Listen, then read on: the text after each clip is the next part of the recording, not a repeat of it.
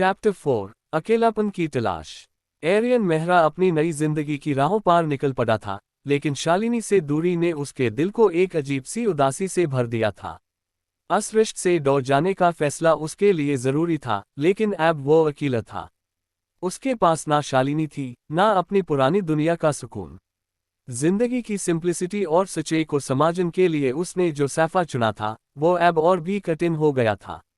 Ariane के दिन अब सिर्फ काम और रास्ते तलाश में गुजरने लगे।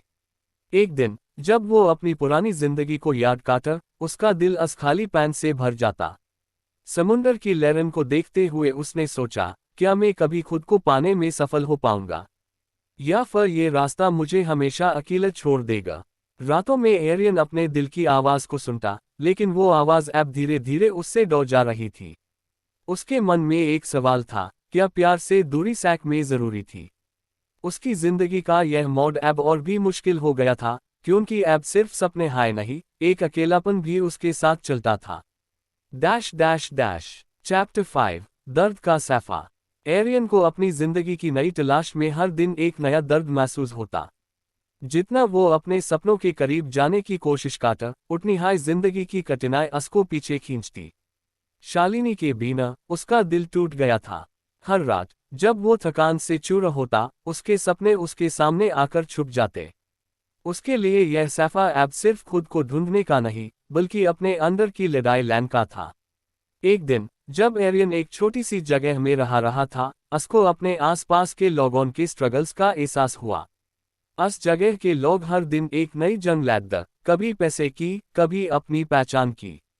एरियन उनके बीच खुद को समझने की कोशिश कर रहा था, लेकिन एक अजीब सी उदासी ने उसका हाथ छोड़ दिया था। रात के अंधेरे में एरियन ने सोचा, क्या यह दर्द कभी खत्म होगा?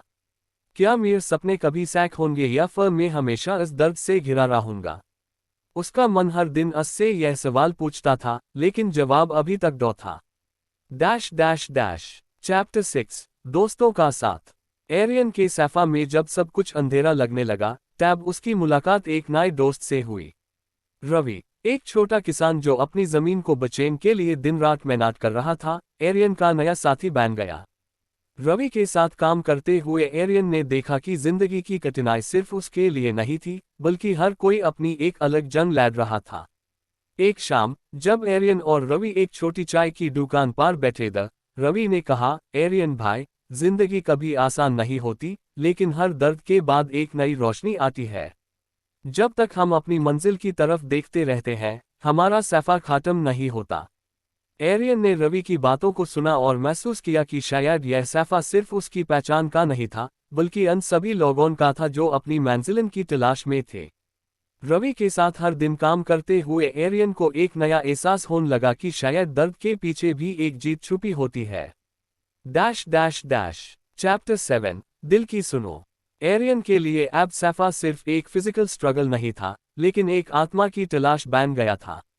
रवि के साथ दिन गुजरने के बाद एरियन ने एक फैसला किया, अब वो अपने दिल की सुनेगा, चाहे इस रास्ते में कितनी भी कठिनाई क्यों ना आए।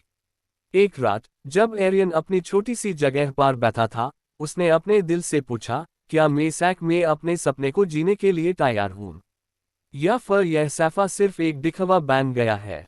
उसने अपनी पुरानी जिंदगी के बारे में सोचा, जहां पैसा और पावर सब कुछ था।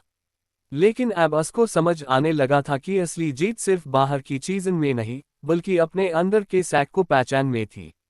एरियन ने अपने दिल को पहली बार इतनी गहराई से सुना, और उसने फैसला किया कि अब वो सिर्फ अपनी खुद की आवाज़ की सुनेगा।